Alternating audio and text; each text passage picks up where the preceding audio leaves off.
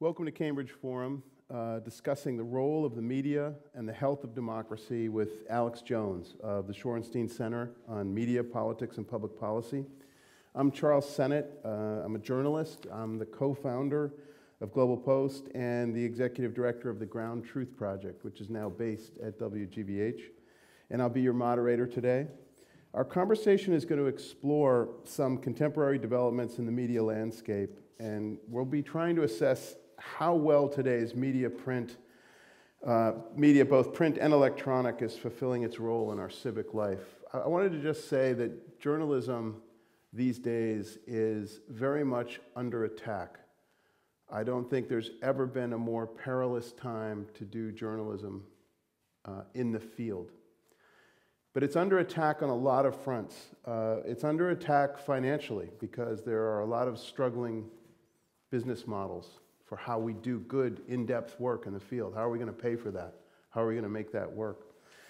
It's under attack very directly and very personally for us at Global Post. As many of you know, very talented young correspondent James Foley worked for many years with Global Post. He was our colleague, he was our friend, and he was killed by ISIS. He was beheaded in a horrific video, and I'm sure many of you saw his story being told because he's from New Hampshire and because Global Post is local.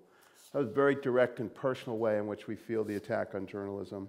And it's under attack in ways that are philosophical and also very, very physical. And that's the Charlie Hebdo attack in Paris, the editors being called out by name.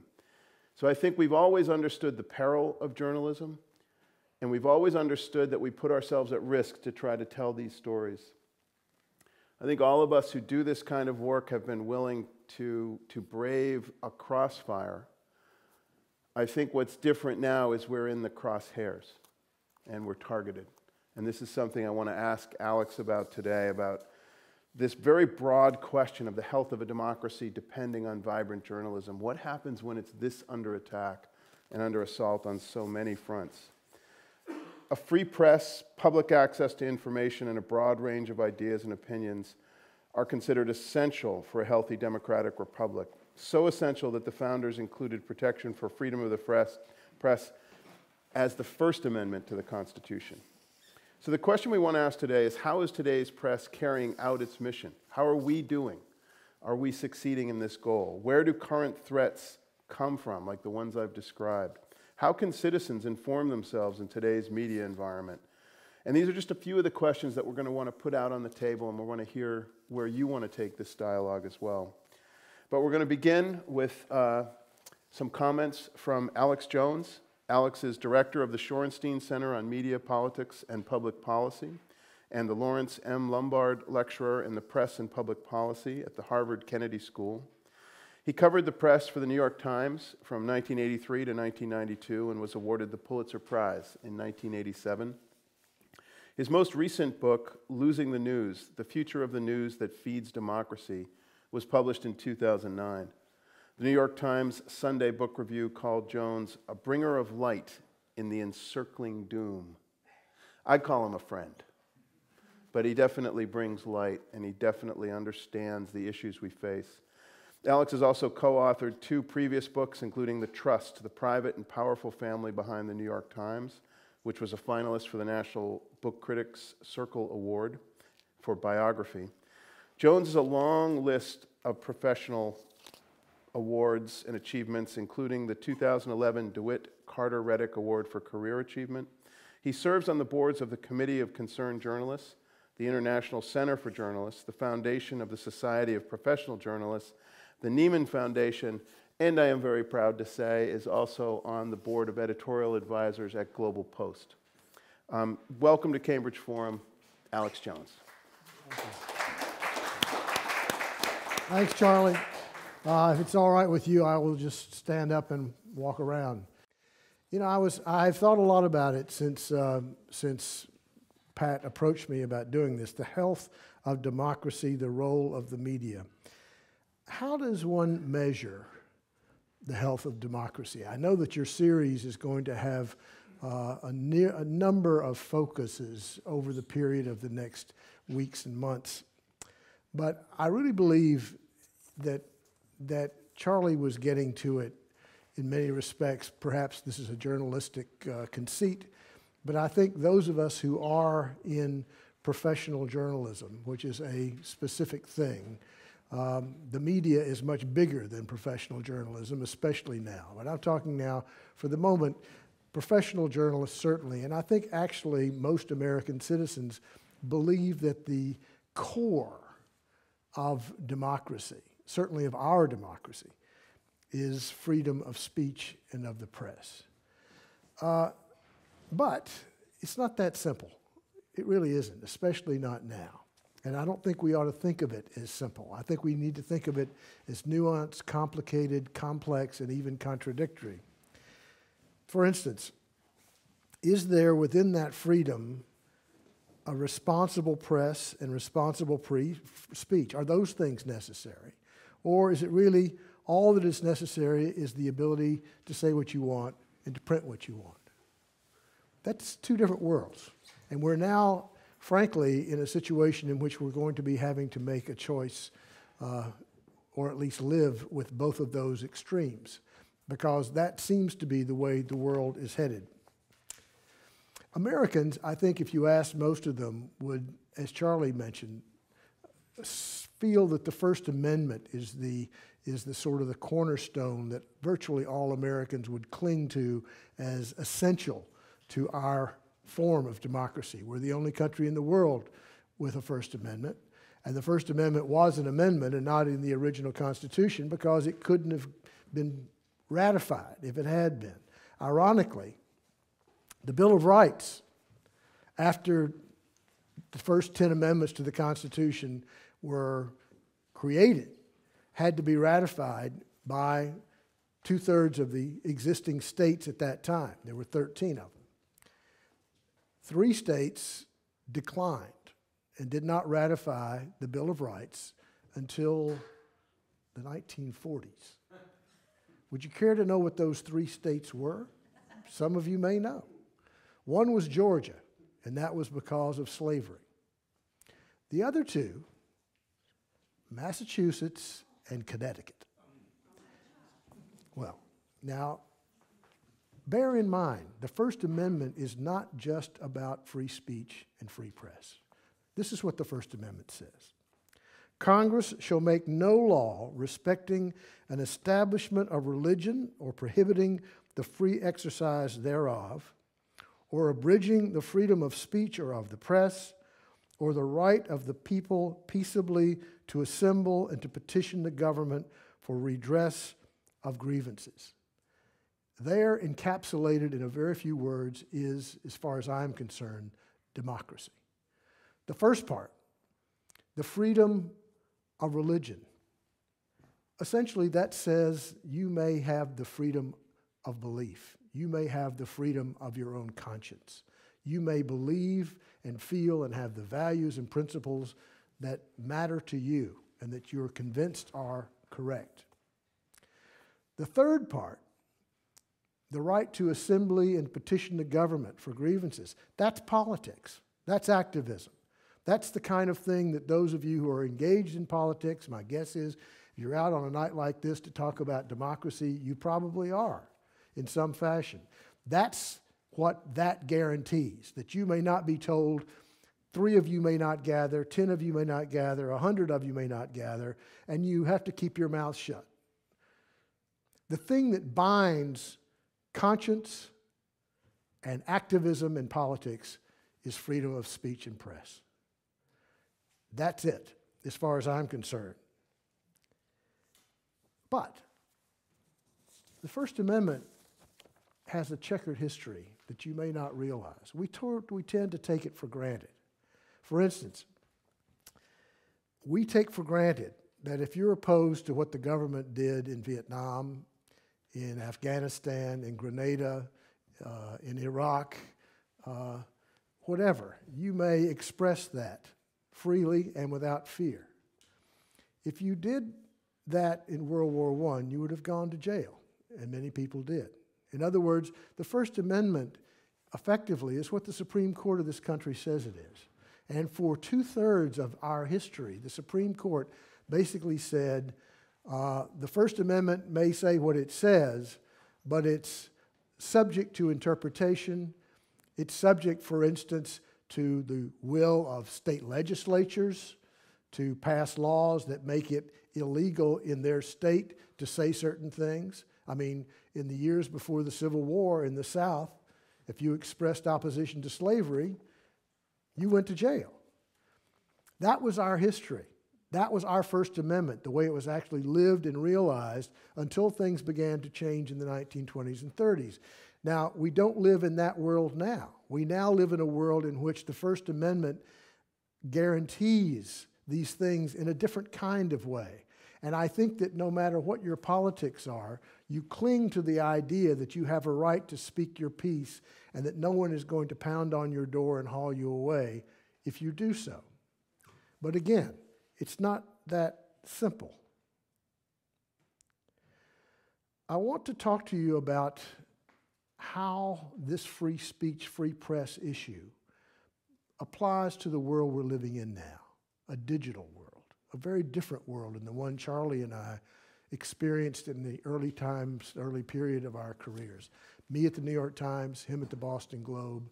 We're professional journalists. Our idea of what journalism is going out and trying to find the best practical truth we can and tell people what we know. Not a perfect truth, practical truth, the best possible. We believe, and I'm speaking for Charlie here, but I feel like I know his values. We believe that it is possible to do journalism without cooking the books, without having an attitude and that you can do it as an honest broker. I think that is what professional journalism is and should be, and I hope there will always be a form of it. But what we're talking about now, when we use the word media, and I noticed that this program used media, not journalism, and I think that's appropriate because media is really what digital technology is about in a much broader way than journalism. Journalism is just one of the forms of it.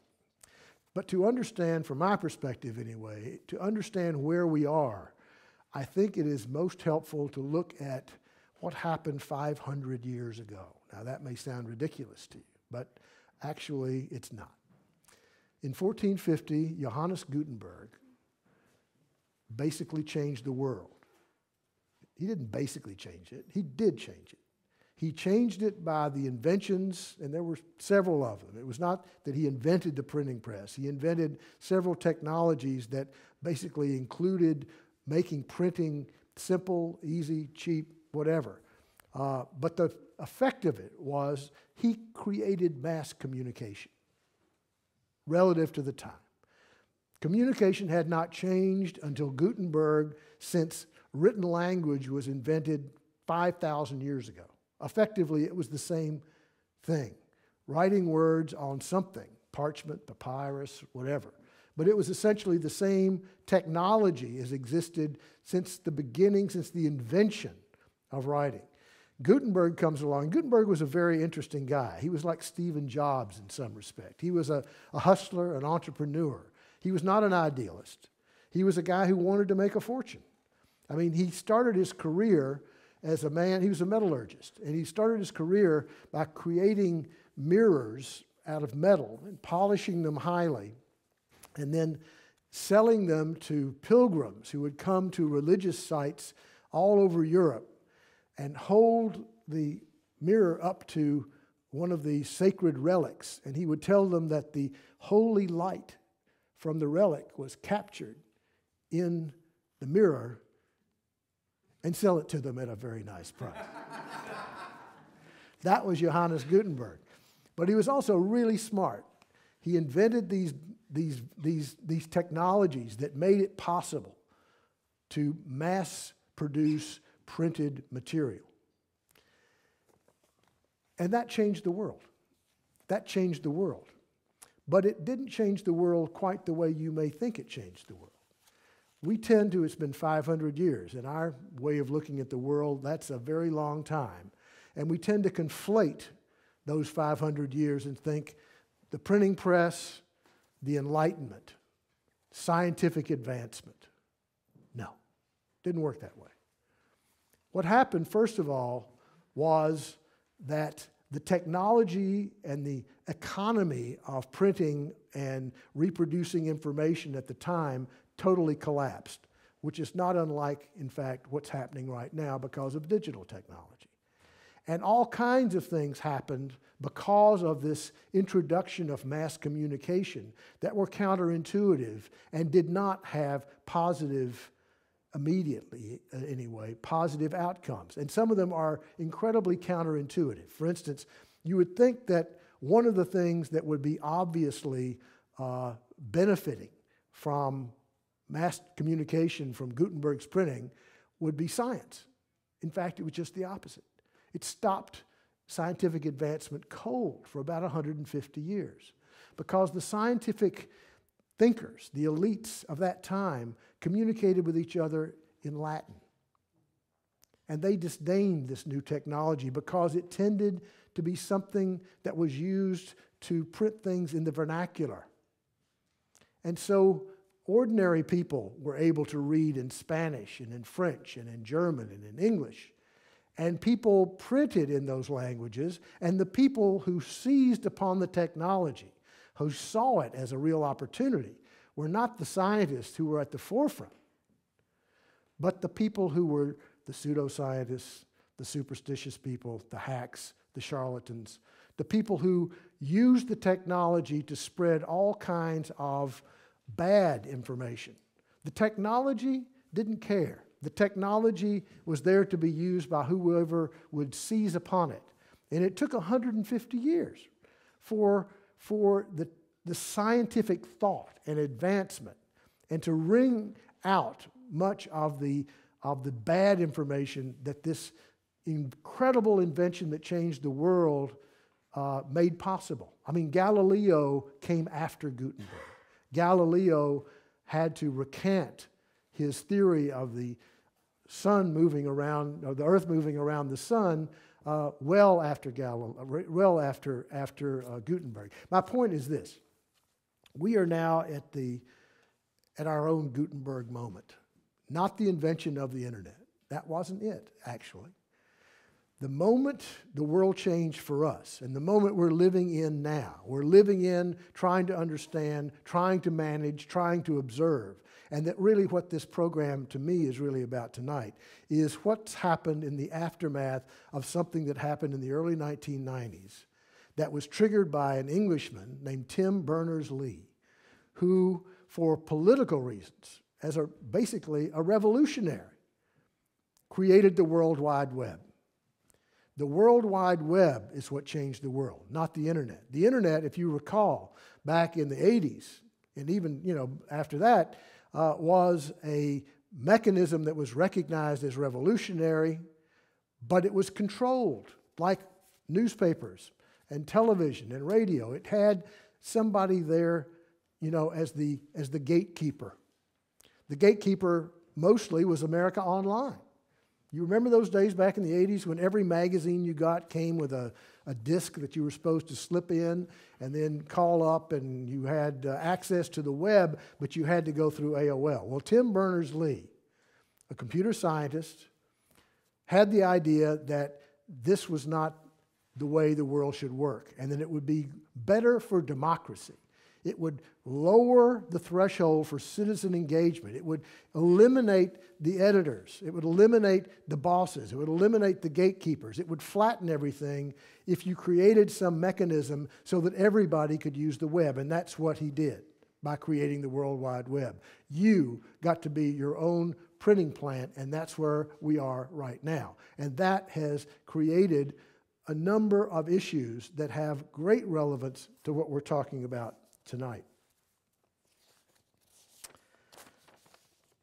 Charlie talked about the murder of those editorial cartoonists. The thing is, we are living in a world that is becoming increasingly one not unlike, to my mind, the world in this country in the 1850s, when Abraham Lincoln made his famous no house divided against itself can stand.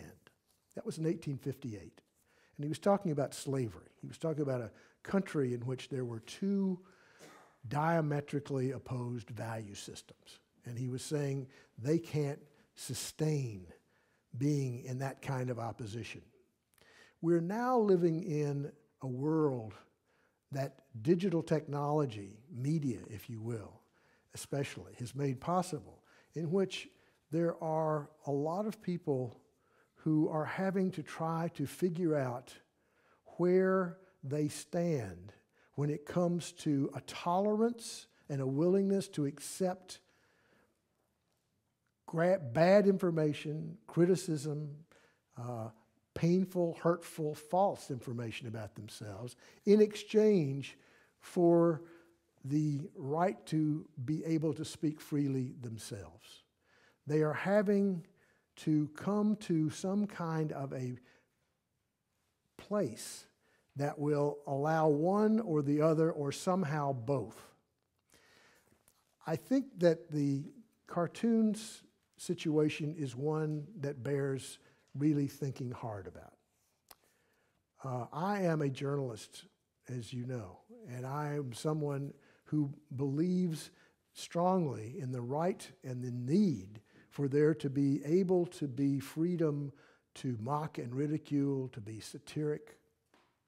I also believe that we live in a nation in which we have accepted already the idea of hate speech and something that should not be said. The web basically empowers anonymous hate speech to, I don't know whether it is fair to consider what those cartoonists did to be hate speech, but it certainly was deeply offensive and, of course, horribly and horrifically dangerous. I am in no way trying to defend what those murderers did. All I'm saying is that it is naive and foolish, I believe, for us to turn away from the idea that if you say anything, then that is one world. If you can say anything, that is one world. And if you can't say anything, who is to be the arbiter of what you can't say?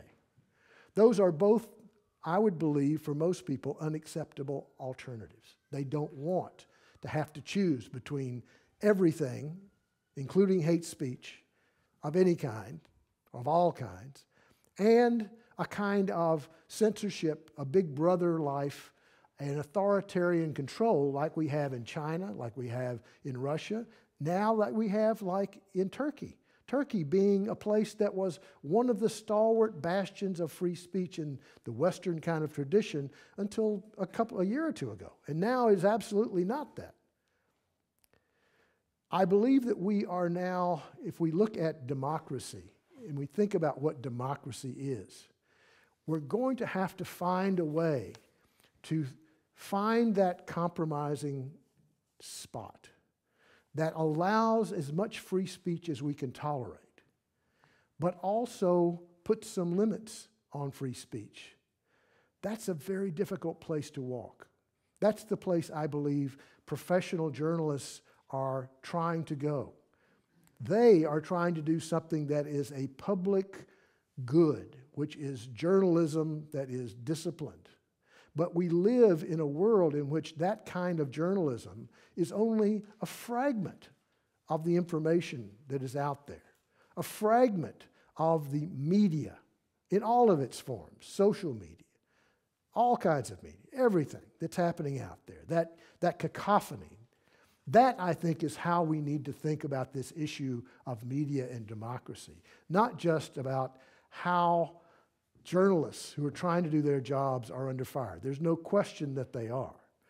But I think that the profound questions facing us as we move forward in this post, Tim Berners-Lee moment, our own Gutenberg moment, if you will, is how we're going to strike that balance between everything and nothing. We don't want everything, I think, most people, nor do we want nothing. How are we going to find our way in a world in which there is no question in my mind the big guns are moving toward control? Certainly in many nations of the world, that is a model that is being embraced. But at the same time, we're living in a world in which, as we all know, there is a kind of anarchy online that is defended and embraced by a lot of people and has its own costs. How are we going to find our way to that compromise, which I believe is at the heart of what American democracy, anyway, has always been about? I don't believe that our democracy is in jeopardy. I mean, I don't believe that the media climate in this country is something that puts the democracy that we understand in genuine jeopardy. I think we've got problems. We always have. We always shall. I think that the kind of journalism that I care about is under grave threat from economic pressure and from, for instance, as Charlie was saying, organizations like ISIS that are targeting journalists. It's very dangerous out there. But that's only part of what the issue is as far as I'm concerned. And the part that troubles me the most is how we're going to find our way to a compromise that preserves democracy but allows dignity on the one hand and freedom on the other. Thank you.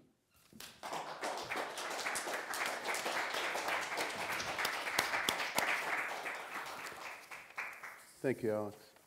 I wanted to start the questioning just by asking you to bring us right into a hard decision that newsrooms had to make very recently as they are trying to find their way, as you beautifully put it.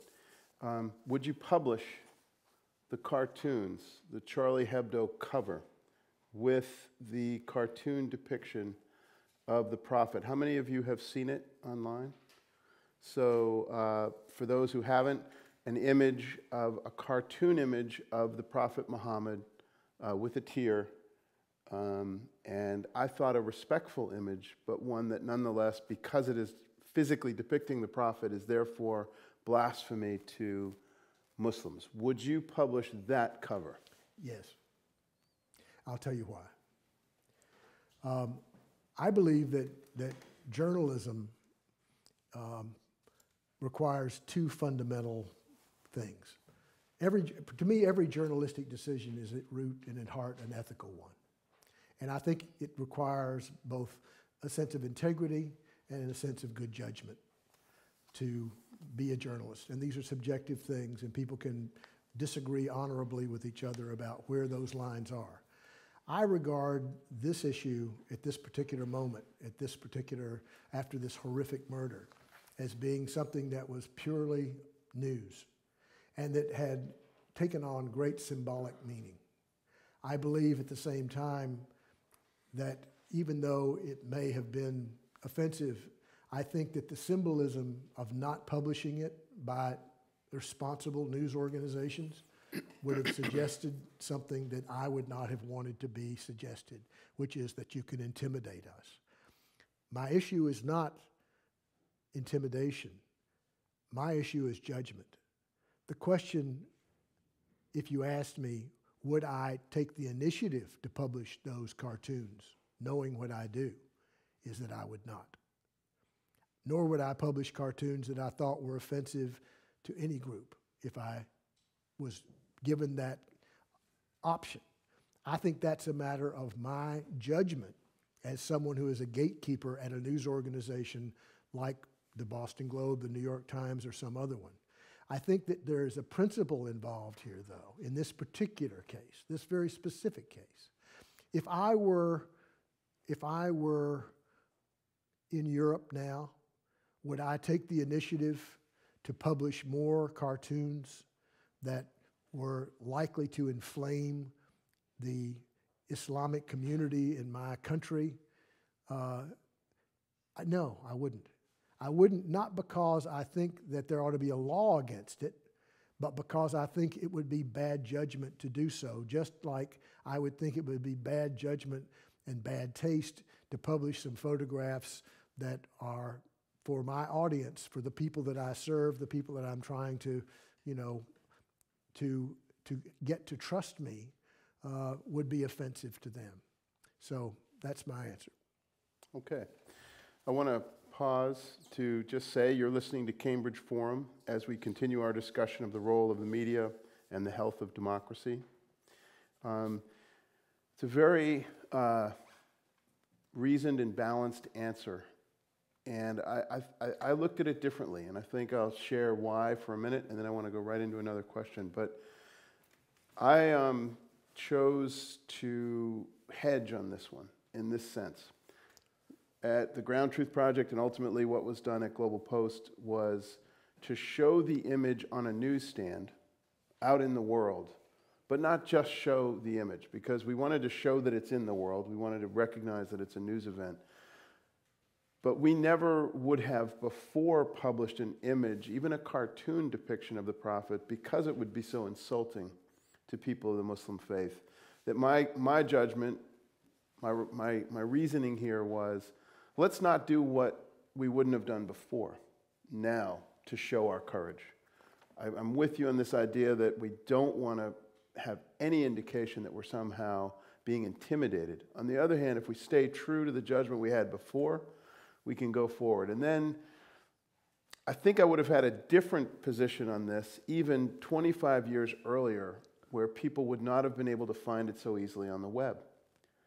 One of the things about the moment we live in is that if you wanted to see that cartoon, it was very easy for just about everyone in the world to find it on their own initiative, and a news organization could pull back to the place where it felt it was before all this happened. So slightly nuanced, but I think it's an important point about the moment we live in, and decisions and intentions, and most of all, underlining what I think you and I both agree on, is that we have freedom of expression, but we have a responsibility that comes with it. No, I think that honorable people can see this differently, and I certainly respect your perspective.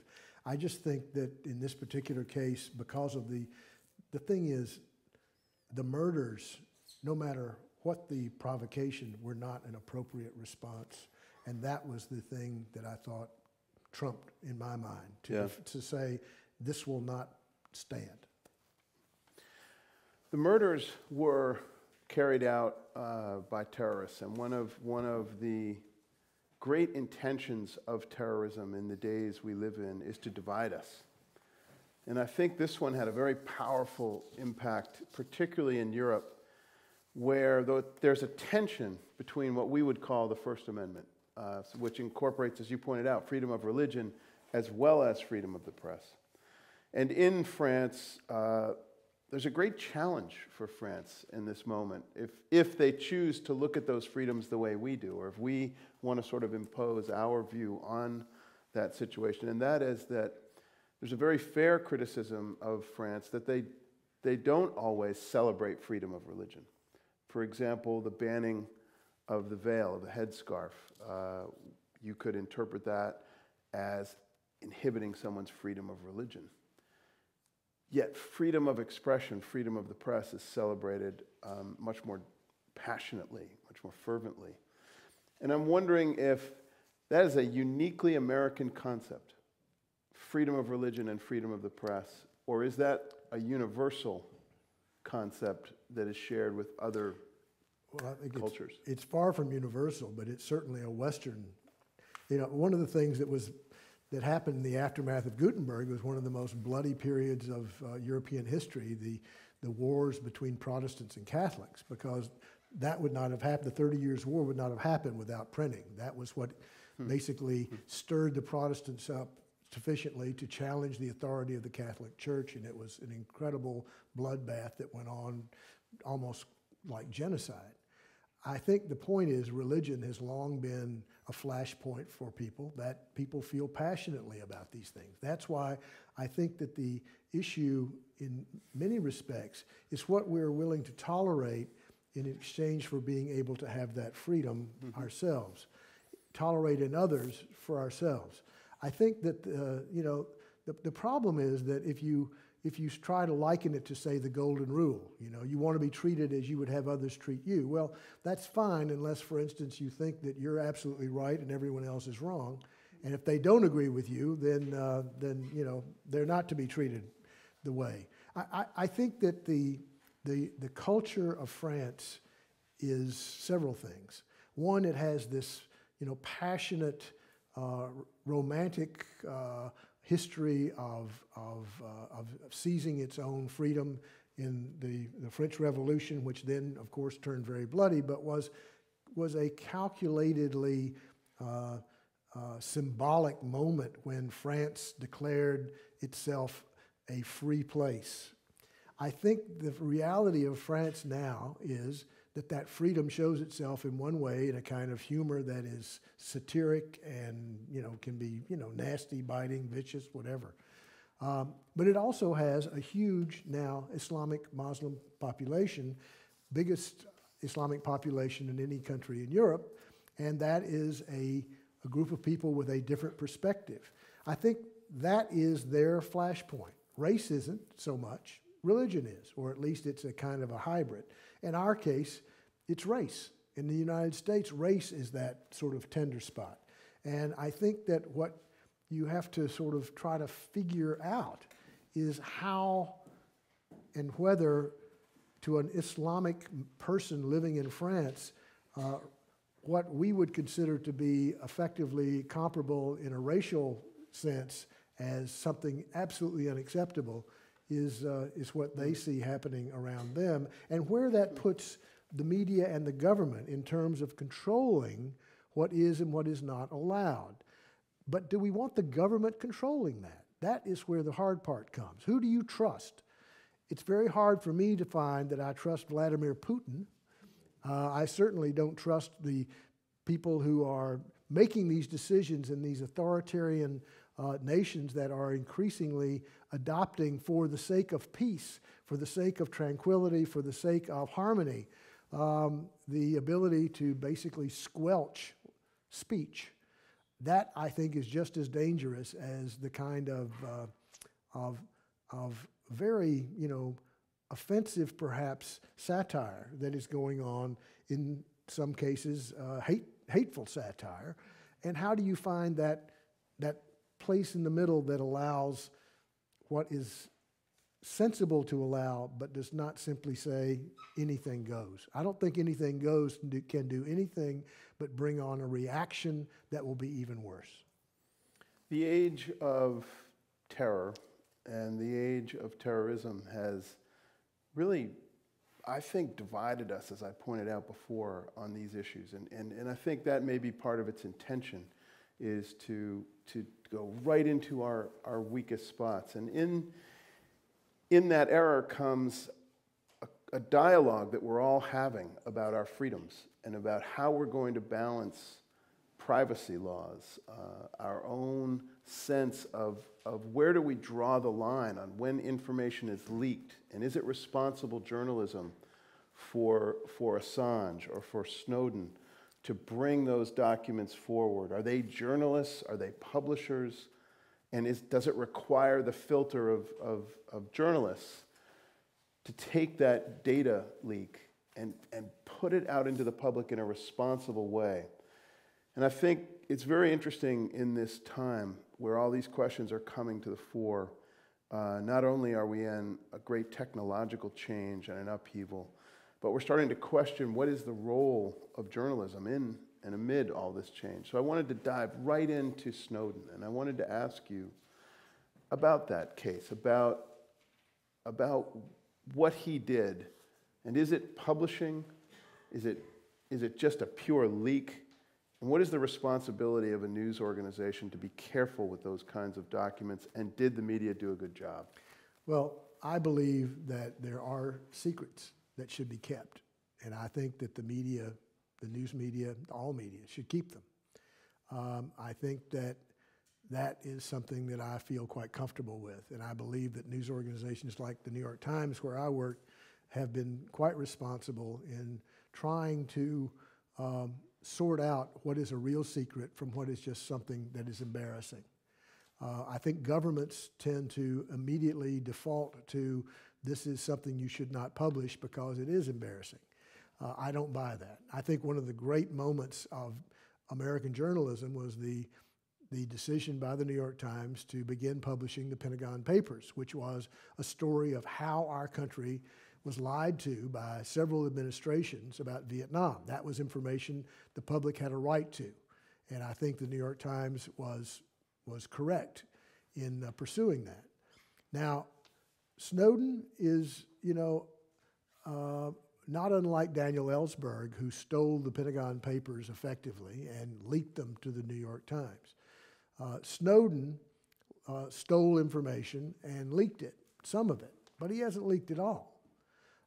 He apparently has, who knows what, but he has been with some, he has embarrassed the United States State Department. He has embarrassed the United States in some respects.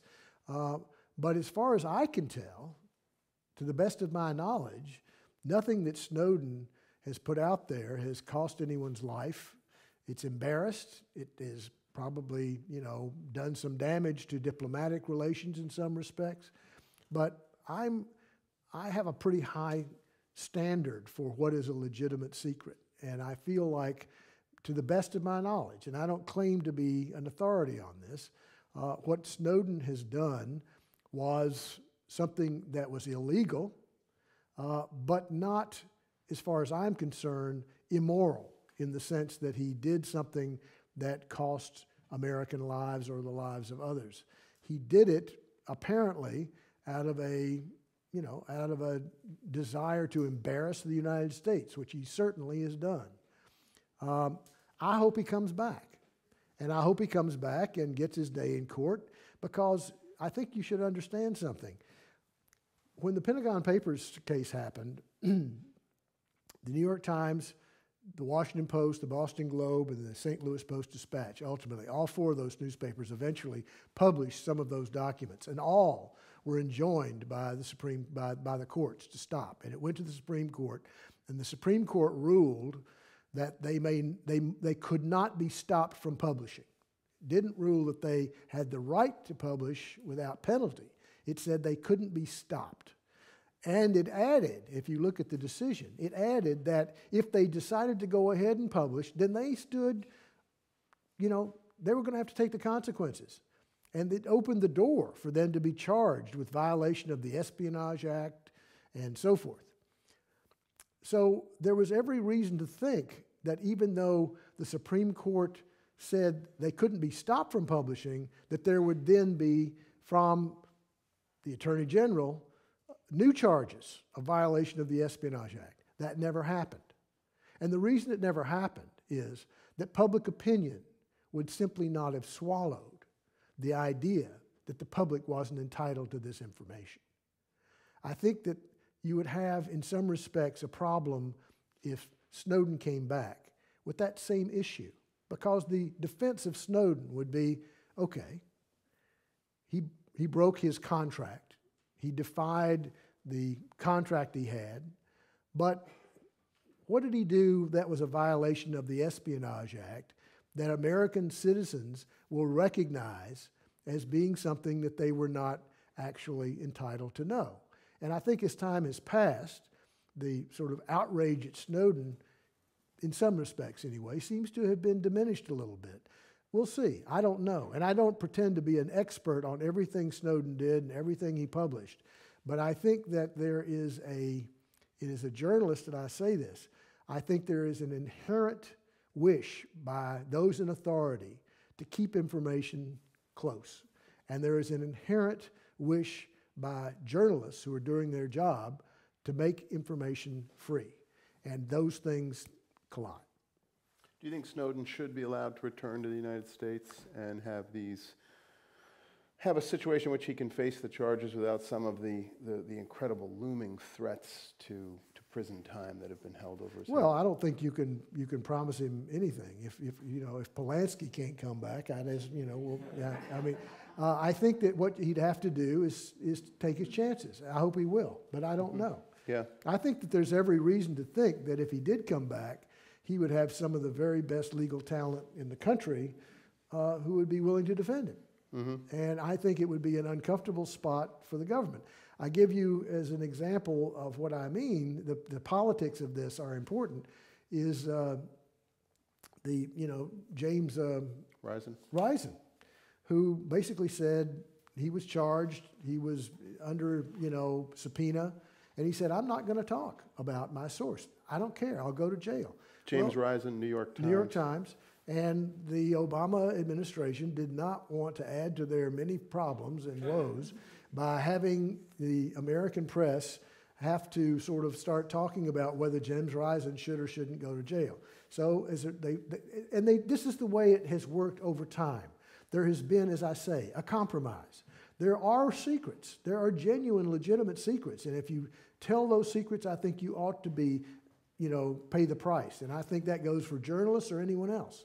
But I think there are also situations in which information is simply something that governments don't want people to know about. And that may or may not be, a valid reason for bringing charges. But as far as I'm concerned, I was very glad that the Attorney General made the decision he did. You mentioned the Pentagon Papers, and among the newspapers that published them was the Boston Globe. I'm from Massachusetts. Wanted to work at the Globe my whole life. Was lucky enough to get to do that for many years.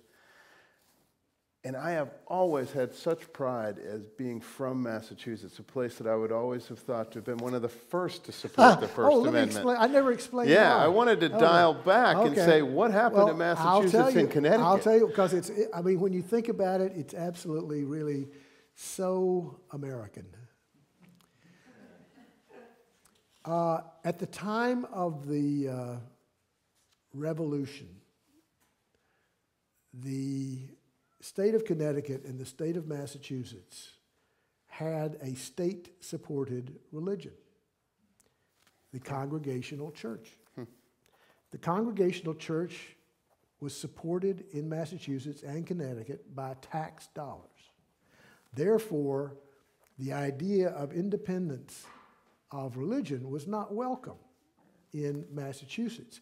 And it didn't become a separation of church and state as a virtue until all those Irish Catholics started immigrating. And all of a sudden, Massachusetts discovered freedom of religion and separating it from politics. Now, there's another aspect to this that's really quite fascinating.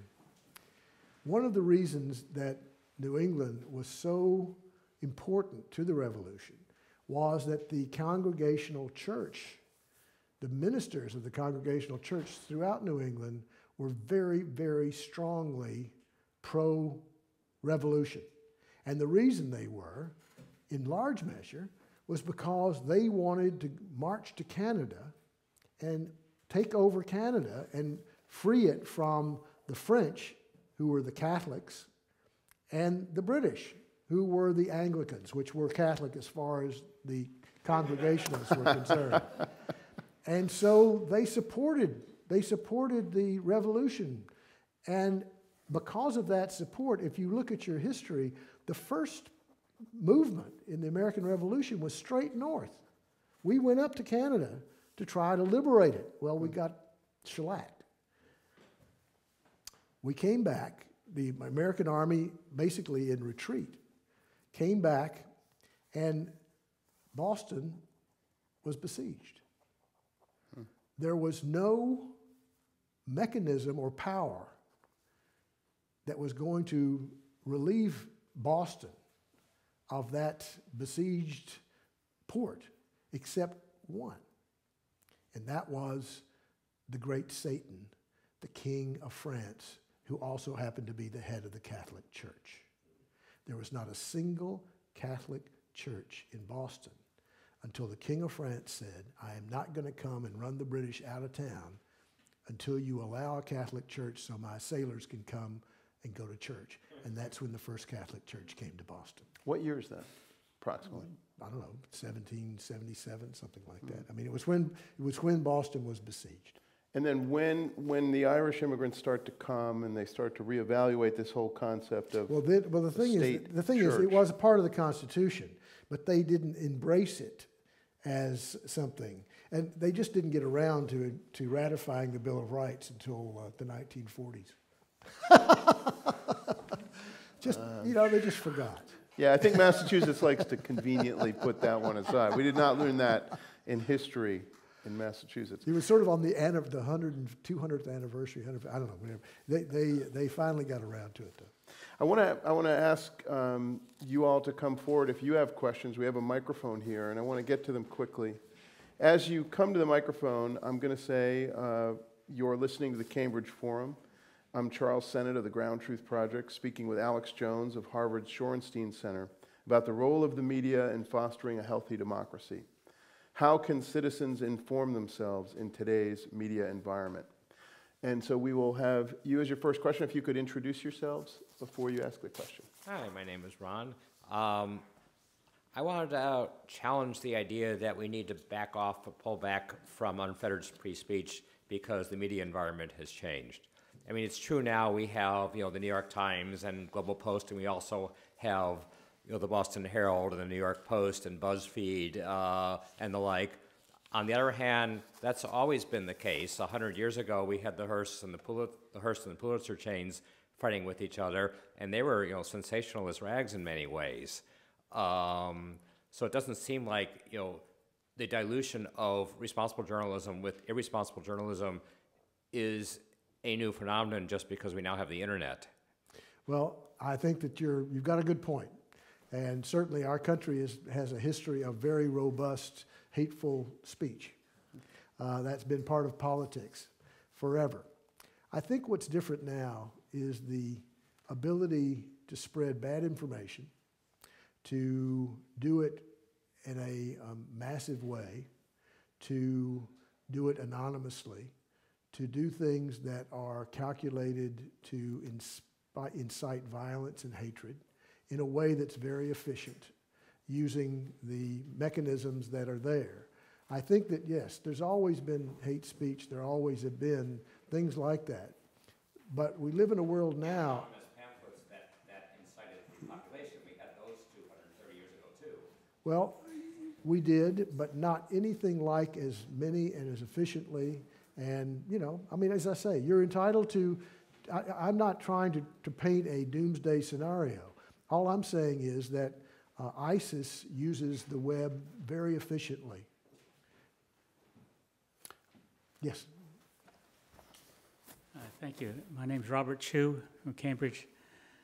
Would you speak to the unlimited money, Citizens United, et cetera, as an incredible threat to democracy, and what the media, like Fox News and Public Broadcasting System and others, will how they should address this if they without changing laws? What can be done? I don't know that it can be done without changing laws, because I think this Supreme Court, in fact, it's only one person. It's Kennedy. Justice Kennedy is the one who's responsible for this. And he seems to be the guy who is able to delude himself into thinking that pouring gigantic amounts of money into politics will have no impact. I think that's on its face ridiculous. But I think that that's the law right now. I think in time that may change.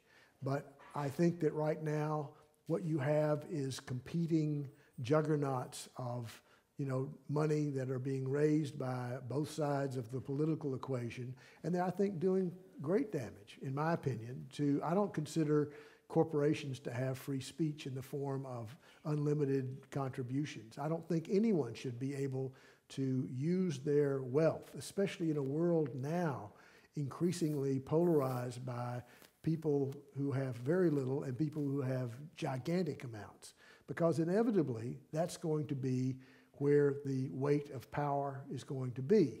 I don't know whether you read The Economist, but the cover of The Economist this week is about the aristocracy that is being created, not just about wealth, but about education as well. Places like Harvard are, creating meritocracies, but the meritocracy is not just based on wealth.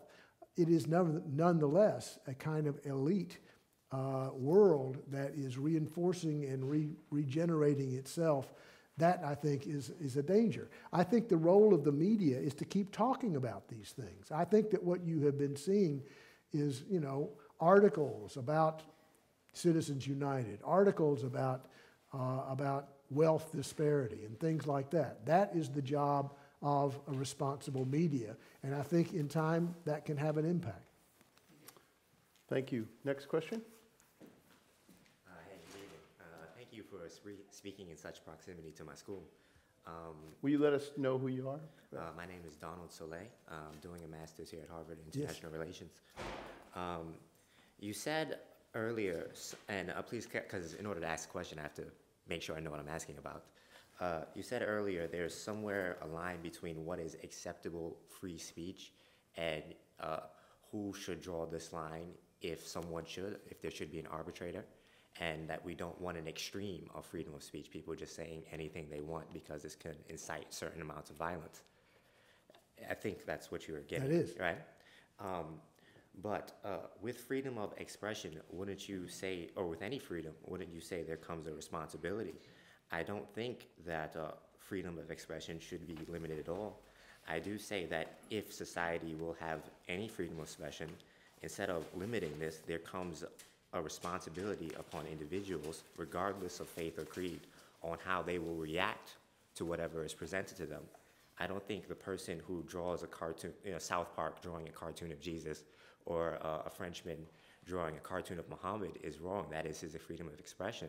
I think the first person to get violent is wrong, and I think this is where that line should be drawn. I certainly don't disagree with you about the line of violence. I don't think anything that was done was worthy of what those people did. However, I mean, let me ask you a question. If you lived in a world in which someone could take a picture of your naked body and post it for the world to see in an embarrassing situation, do you think that they should have the ability to do that without penalty? I mean, I think I could sue them, and I think this is a Well, reasonable the question exchange. is that the point is you can sue them now, but if it's a matter of someone arguing that it is my free right to publish something that is basically a vehicle for my self-expression, all I'm saying is that I believe there are limits. I think we don't want those limits to be, I think the law does provide some, and I think that those protections are now still in place in terms of libel and slander. But online, those laws don't really apply because the institutions that publish them are not held accountable, and the people who put them up are not identifiable. And so where do we draw those lines? I don't have real answers for this. I think you're right about, that's what I was talking about, judgment and integrity. That's why I think these institutions like the New York Times and the Boston Globe are going to be looked to, because they are going to be the vehicle for trying to find that place between what can be published and what should be published. I think that the government position will be to put limits on what can be published. I think that the way news organizations would look at it is, well, we'll decide what should be published. We don't want you telling us what can be published. Alex, I don't know if you can help us parse this line, but what are the standards, like if you're in a global environment of the World Wide Web, and that really could be brought to court anywhere. If we, for example, have a case where we wanted to publish something because we know it was this was a public official, we have every right to publish it, but if that's interpreted differently in London or in Yemen or in Algeria or in China, could an American news organization, American-based news organization, suddenly be held to those different laws? Or could a news organization that is virtual, that has people in many corners of the world, very hard to define what its base is? Are we going to have to move toward an international set of protocols for that right? Well, or how do we handle that? I think these are going to be handled in different kinds of ways. I'll give you an example of what's happening now. I mean, You mentioned I'm on the board of the International Center for Journalists. This is an organization that sends people to train journalists in different places. In one case, Egypt. And now the people who were doing that training can no longer set foot in Egypt, because if they did, they would be arrested. Because Foreign funding. Egypt decided that they had done something that was against their laws. Now, that may become the rule rather than the exception. The reason, the thing that is working against that, oddly enough, is Americans' great power economically and politically in the world, and economic incentives. Because if you, like Egypt, rouse a resentment and put Americans in jail, then there's going to be a reaction in this country, and that could be damaging to them economically. And that is how a lot of these things can be sort of, negotiated, because there is self-interest involved in all kinds of ways. Journalists try to use that. Journalists look for those levers to, like for instance with the James Risen, the politics of the situation are something that journalists try to use in order to pry that information out and put it before the public without having to go to jail for it. But, you remember the Judy Miller story a few years ago. Judy Miller, a reporter at the New York Times, went to jail for not disclosing a source for a story she never even wrote, because the prosecutor, a federal attorney, basically had the law on his side and he wasn't willing to compromise. We haven't heard much from him anymore. I don't know. I suspect his career is not gone anywhere.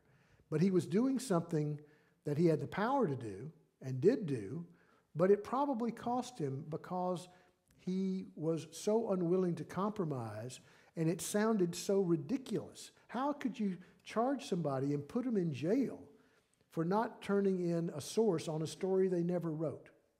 Doesn't make much sense. Well, he did it. He could do it. Yes? Next question.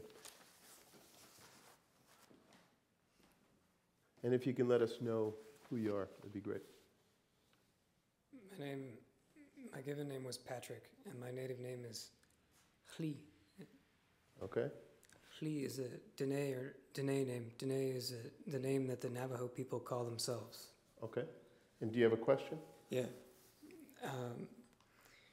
Several different academic disciplines have different ways of gauging what is or is not true. So often a professor of philosophy would cite writers in that discipline and would say that it's not assured that the external world exists, or that it's not assured that what I see in front of me is actually occurring. That's a common view. That's among philosophers. Also in math is like axiom, theorem, and nothing is certain. And the same is true of science. It's like hypothesis and then law, or hypothesis and then like an idea about a natural law. So from those three disciplines, there's not a great message about what constitutes good data or not. And so I wanted to ask, from your experience, what would a journalist consider, how would a journalist create good data? I think this is a profound and important question, because I believe in objective journalism. And objective journalism is not perfect objective journalism. It's not objective. I mean, how do you define objectivity? What I'm talking about when I say objective is a kind of practical truth, and a scientific truth in this respect, that you may have an opinion or a view going in, or you may not. But when you do your journalism, you base it on the evidence that you can find that you have the most confidence in. It is a practical truth. It is one that can change as the evidence changes. For instance, did Bill Belichick shrink those balls or not? I don't know. I think that the evidence will have to sort of show itself, or it may never. But I think that in a journalistic sense, we're not looking for a perfect truth or an abstract truth. We're looking for an honest, honorable, practical truth about any given situation, which is the best truth that a journalist working in good faith can find without skewing the results and trying to be straight with the audience that he or she is trying to serve. That's the kind of truth which is an imperfect truth and one that changes, but is the one that I find that journalists believe that they can maintain if they do their profession honorably. It's not perfect, but it is also very much to me like going to a doctor and having the doctor give you his best sense of what's wrong with you. You don't want to go to a surgeon who only sees people that need surgery. You want to go to someone who is going to try to be as dispassionate and objective, if you will. Similarly, if you have a 401k and you have a financial advisor, you don't want somebody who is going to put you into something that suits him. You want to try to find someone who's going to look out for your interests and tell you honorably what they think your best path should be. I look at journalism as being very much like that, trying to be as objectively truthful. That's different from being a lawyer.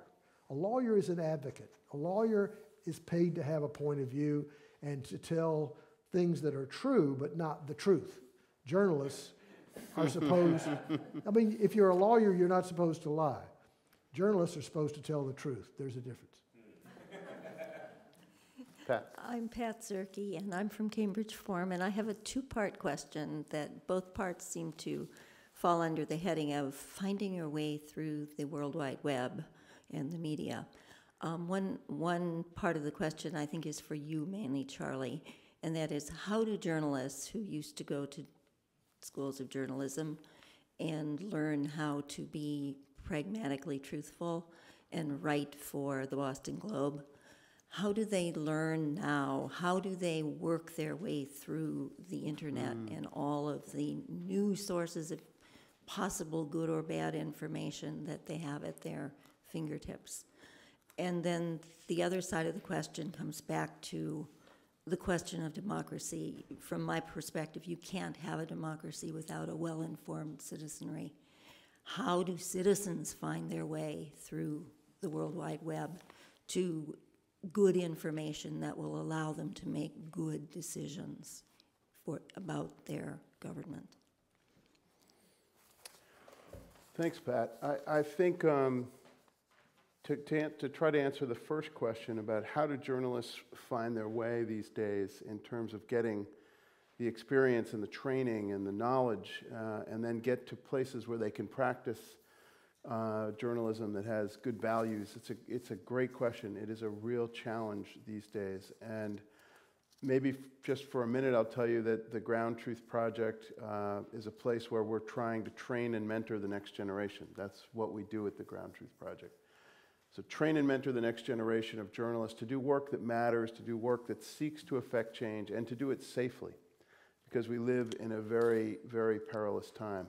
The old days, where I grew up, 13 years old, listening to Watergate, reading the Boston Globe, listening to Danny Schechter, your news dissector on WBCN, and realizing I really want to be a journalist, and I'm going to do this. And I had that path that no longer really exists, which is you start at a small paper, and then you get to a bigger one, and then I got to the New York Daily News in New York City, and then was invited to the Boston Globe, and then became a foreign correspondent.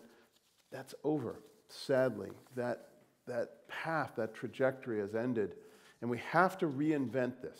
Global Post was born out of the idea that newspapers are shrinking, and one of the first things when they faced economic uncertainty they jettisoned was foreign coverage. This was true at the Boston Globe, it was true at the Baltimore Sun, the Philadelphia Inquirer, Chicago Tribune. Great city newspapers that used to have great foreign correspondents just decided they couldn't afford to do that anymore. And I don't think that was a wrong decision, given the economics of what they faced. But we hope it created an opportunity at Global Post. We've tried to fill that void and create a new model. But we're struggling. And it's one of the things, I'm going to try to pivot from your first question, Pat, to take your second question and tilt it a little bit to a closing question for Alex. And it's really about where do we go? As you said, where do we go from here? How do we know that we're still going to get that good journalism, get young people inspired. And what I would say for my 6 years now since we co-founded Global Post, and only a year or so since we really got the GroundTruth project off the ground, we think there's a huge opportunity right now. We live in a dramatic moment where young people are so inspired to do great work. They're out there, for sure. And we're going to keep working with them. We're going to keep bringing them forward and keep encouraging them to do the work. In satellite technology, NASA coined this term, ground truth. It has a very precise meaning, but I think it's got a nice metaphor as well. The precise meaning of ground truth is that in order for the optic in a satellite to be able to focus down onto the Earth, you've all been on Google Earth, right, where you pull down. The reason you can do that, the reason that satellite lens is able to focus down onto the Earth is because someone has gone around the world and taken an exact measurement. It's often 10 square yards, and it's a physical human endeavor to focus on that patch of Earth so that the calibration process can work up in space with a satellite. That's called the ground truth. And I never think of NASA as very poetic, but if you read their definition of ground truth, they say there may be a conflict between the technology and the human reading of the ground truth. When you find a conflict, trust the human reading. So ground truth is all about the human reading in a digital age where we have so much information available to us, so many pixels that we need to sort out, such a lack of calibration process. How do we get back to trying to understand that? But I will also quickly point out that ground truth is born out of necessity because Global Post is struggling with a business model. Global Post is a fantastic news organization. I'm so proud to be part of it and to have helped co-found it. But we haven't really cracked the code on how we're going to pay for great journalism going forward. We're going to keep working at it at Global Post. The Ground Truth Project is a nonprofit, which is a complement to Global Post. How do we figure these models out? Because I think, Pat, it gets to your question about how do citizens find that journalism they want on the web. And one of the questions I do is take your question, Pat, and then refine it a tiny bit more for you, Alex, as a closing question and say, how do citizens find that journalism on the web? What is the future? And you and I talk about this all the time, but help us understand the moment we're in terms of the real true business of journalism. Because if we're going to have great journalism, we're going to have people who are willing to pay for it or processes that allow for it to be done. How are we going to get there? Well, I think there is good news, and I think it comes in several forms. One, the fact that we live in a digital world means that you have access to virtually every news organization in the world for free, or almost. You can tap not just the Boston Globe, the New York Times, the Wall Street Journal, but the Los Angeles Times, the Washington Post, Chicago Tribune. I mean, the thing is, every major news enterprise that is still significantly out there covering the world and the nation is available to you easily. The people that are having the difficult time are people who are trying to find out more about what's going on in their state, or in some cases locally. And that, I think, is more problematic. But it's still something that is in the process. The newspaper business in this country has taken a wallop, and the resources that it used to have, it does not have journalistically. But what it has now is a profit margin and a sustainability. The problem, the really bad problem to me, is not that there's a dearth of information out there to guide you in your sort of role as citizens. It's that there are so few and fewer people like you, because there's so many distractions and there's so much else. And the web empowers you to wander and roam and follow whatever your whims or interests are, that young people especially are increasingly not engaging news. They're simply not bothering with news. Their attitude is, if it's important enough, it will find me. That is not the way citizenship works. Citizenship works because people take the time and trouble to inform themselves and then act on what they are learning. The web, because it's giving so much information of so many kinds, from pornography to hobbies to news to everything, it is basically creating something that was, a wonderful book by Neil Postman years ago, Amusing Ourselves to Death. I think that is basically what we're mostly in danger of now, of simply being so distracted that we don't pay much attention to what's going on in the world. I think especially when it comes to national, international news, there's still an incredible wealth of information out there, and people who are willing to put their lives in danger in many cases to go find it. That's available. People like Charlie, people who do now what he is doing, which is leading an organization that does, serious reporting in very dangerous places. This past Saturday, I judged or led the judging of the Goldsmith Prizes, which is a prize for investigative reporting, which is focused on issues of governance and citizenship and the public good. And we choose 6 finalists from a big number of entrants. One of the people who was a finalist was the Boston Globe. The Boston Globe series on the state of housing for students in Boston. Terrific piece of work. They're a finalist for the Shorenstein Center's Goldsmith Award. The thing that the Goldsmith Award teaches you, one, is that there's great journalism being done, and two, that there are all kinds of people out there who need to have journalists looking over their shoulders and watching what they're doing. The watchdog role is something that Americans especially have never abandoned as an idea for what journalism should be and news organizations should be, even if they're critical and even dislike or hate news organizations in the media. They want that watchdog role. And so far, I can tell you, diminished, but still there. That watchdog role exists. So I think the future is happening. We're 25 years into a revolution that's going to change everything, every institution, everything, media, news media, the works.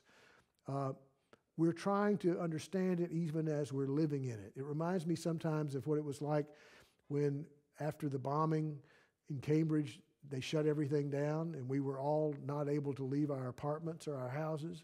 And we were sitting there living through it and watching it on CNN at the same time. I feel like that's sort of what's happening now with the media world. We're living in it and it's changing right out from under us even as we watch it. Where it's going to go, of course, I don't think anyone knows for sure.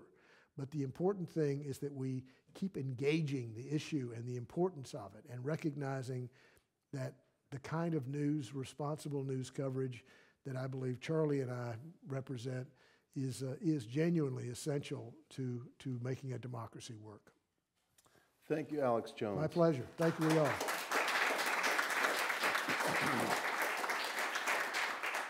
Thank you, Pat. You've been listening to a program of Cambridge Forum, recorded January 2015, co-sponsored by Mass Humanities and the Massachusetts Cultural Council, the First Parish in Cambridge, Unitarian Universalist, the Lowell Institute, and the Friends of Cambridge Forum. For information about this forum entitled The Role of the Media and the Health of Democracy, featuring Alex Jones, or about our forum network webcasts, you can visit us at cambridgeforum.org. In Harvard Square, I'm Charles Sennott. Thanks for joining us, and thanks for braving the wilds of the great blizzard of 2015.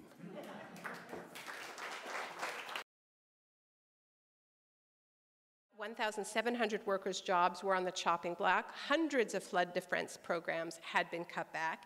And suddenly, people are going, wait a minute, where's the government? And this gets ugly. I mean, this is what's really important to understand, is that it is not just about whether the planet is going to get warmer. It's about whether we are going to become more brutal in the face of that warming.